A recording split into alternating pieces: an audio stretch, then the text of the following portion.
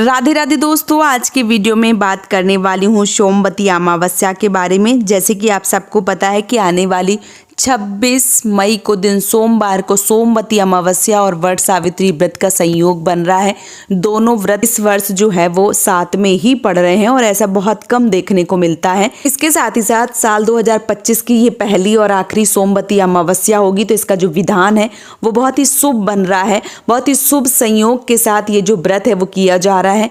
ऐसे में बहुत सारी बहनें हैं जो सोमवती अमावस्या और वट सावित्री दोनों का व्रत करती हैं और वो इस चीज से परेशान है कि सोमवती अमावस्या में 108 जो फेरे हैं वो लगाए जाते हैं और अभी धूप बहुत ज़्यादा हो रही है, पानी पीने से पहले ही फेरे जो है वो लगाए जाते हैं। तो बहुत ज़्यादा दिक्कत है, बहुत ज़्यादा परेशानी, आपको समझ में नहीं आ रहा है कि क्या करना है, कैसे करना है और 108 फेरे जो है वो लगाना ज़रूरी है।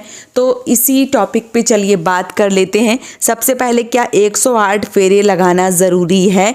तो देखिए, अगर आप लगा सकते हैं 108 फेरे तो अति उत्तम है, क्योंकि सोमवती अमावस्या में 108 फेरे की ही प्रधानता दी गई है, या यूं कहूं कि 108 फेरे ही लगाना जो है वो बताया गया है। लेकिन अभी क्या है, बहुत सारे लोग बीमार इत्यादि रहते हैं या बहुत सारे लोग जो गोल गोल घूमते हैं तो उनको चक्कर इत्यादि आ जाता है। कुल मिलाकर बात करूं तो उनसे 108 फेरे नहीं लगाए जाते हैं। तो उनको क्या करना चाहिए? क्या 108 फेरे लगाना ही ज़रूरी है? उससे कम और ज़्यादा हम नहीं लगा सकते हैं? तो देखिए, ऐसा कुछ नहीं है। अगर आप 108 लगा सकते हैं तो लगा लीजिए, नहीं तो आप 108 का आधा कर सकते हैं, उससे आधा कर सकते हैं और उससे आधा करके भी फेरे या परिक्रमा जो है वो लगा सकते हैं। यदि आप नहीं लगा सकते हैं तो आप 5, 7, 11, 21, 51 इस प्रकार से फेरे जो है वो लगा सकते हैं। ऐसा नहीं है कि आपको 108 ही फेरे लगाना है। मेरा यही मानना है कि किसी भी व्रत को, किसी भी पूजा को जब हम करते हैं तो हमें पूरी भक्ति भाव से उस पूजा को करना चाहिए, उस व्रत को करना चाहिए। और ज़रूरी नहीं होता है कि हमें 108 ही लगाना चाहिए। हमारी श्रद्धा सच्ची होनी चाहिए, हमारा विश्वास होना चाहिए, हमारा मन पावन और पवित्र होना चाहिए। पूजा पाठ या पूजा का जो सामान है वो कभी कभी कम ज़्यादा हो जाता है।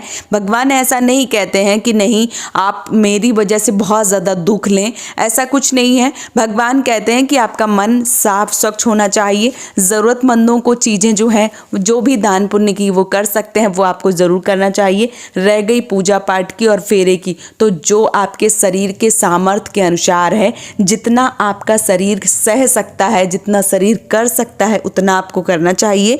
ऐसा नहीं है कि आप 108 फेरे जो हैं वो लगाएं। जितना आपके शरीर के सामर्थ्य के अनुसार है, 5, 7, 11, 21, 51 जितना आप लगा सकते हैं उतने फेरे आप लगाएं। जरूरी नहीं है कि आप 108 फेरे जो है वो लगाएं। इसके साथ ही साथ बहुत सारी बहनें हैं जिनका ये प्रश्न होता है कि जो फेरे हैं वो हमें किस चीज़ से लगाने चाहिए और हम पहली बार जो सोमवती अमावस्या है वो कर सकते हैं।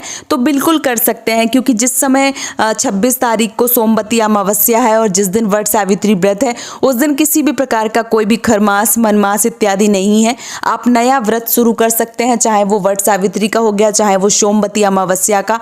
फेरी परिक्रमा जो है वो सब कुछ कर सकते हैं। यदि आप पहली बार इस व्रत को उठा रही हैं और पहली बार फेरी या परिक्रमा लगा रही हैं, तो आपको पहली बार धान और पान से फेरी लगाना चाहिए। धान पान से पहली बार फेरी लगाना सबसे ज़्यादा शुभता का प्रतीक बताया गया है।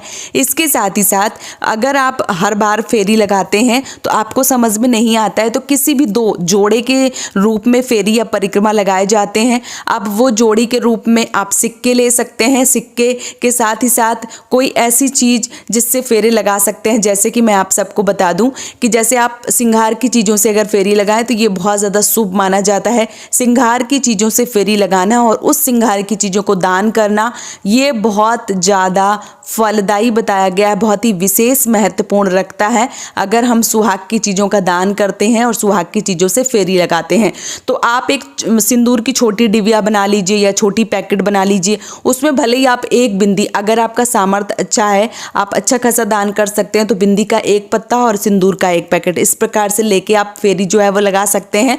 और यदि आप ऐसा करने में असमर्थ हैं तो आप सिंदूर की छोटी छोटी डिब्बियाँ जो है, छोटी छोटी पैकेट कागज़ की या अखबार की जो है वो बना लीजिए।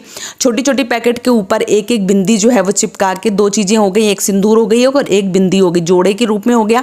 और ये आप इस प्रकार से रख लीजिए जितने भी फेरे आप लगा रहे हैं, या आप फेरे जो है वो 11 ही लगाती हैं लेकिन आप 108 अगर चढ़ाना चाहती हैं तो आप ऐसा भी कर सकती हैं, क्योंकि दान पुण्य जो है वो जितना किया जाए और सुहाग की चीज़ों का दान करना बहुत ज़्यादा शुभ माना जाता है। ऐसा माना जाता है कि सुहाग की चीज़ों का दान करने से सुहाग है वो अखंड रहता है, उसकी आयु लंबी होती है। तो सुहाग की चीज़ों का ही हमें दान जो है वो इस दिन जरूर करना चाहिए। सुहाग की चीज़ों के साथ साथ आप ब्लाउज से या आप चांदी सोने की चीज़ों से भी फेरी लगा सकते हैं, बिछिया इत्यादि से भी फेरी लगा सकते हैं, फल से फेरी लगा सकते हैं। आप देख लीजिए कि आप किस चीज़ से फेरी लगाने में सक्षम हैं, उस प्रकार से आप फेरी जो है वो लगा सकते हैं। कई बार लोग सिक्का ले लेते हैं, टॉफ़ी ले लेते हैं, कोई भी मेवा ले लेते हैं या धान पान ले लेते हैं, इसके साथ ही साथ कोई फल ले लेते हैं। तो वो आप देख लीजिए कि आपका बजट कैसा है, उस प्रकार से आप फेरी जो है वो लगा सकते हैं। लेकिन मेरा, अगर आप पूछते हैं, मेरा सजेशन चाहते हैं कि मैं क्या कह रही हूँ, तो अगर आप पहली बार लगा रहे हैं तो धान पान से लगाएं, और उसके बाद जब भी आप लगाते हैं तो आप सिंदूर, बिंदी या चूड़ी, मेहंदी, इस प्रकार से श्रृंगार की चीज़ों से ही फेरी लगाएं और ज़्यादा से ज़्यादा श्रृंगार की चीज़ों का वितरण करें। इससे आपके सुहाग जो है वो अखंड रहता है। तो इस प्रकार से सोमवती अमावस्या में फेरी या परिक्रमा जो है वो लगाई जाती हैं। तो उम्मीद करती हूँ सोमवती अमावस्या से जुड़ी ये महत्वपूर्ण जानकारी आप सबको पसंद आई होगी। वीडियो अगर पसंद आया है तो आप हमें सपोर्ट कर सकते हैं इस चैनल को सब्सक्राइब करके और वीडियो को लाइक करके। आज का ये वीडियो मैं यहीं पे समाप्त करूँगी। बहुत जल्दी मिलूंगी एक और नए वीडियो के साथ में, तब तक के लिए राधे राधे।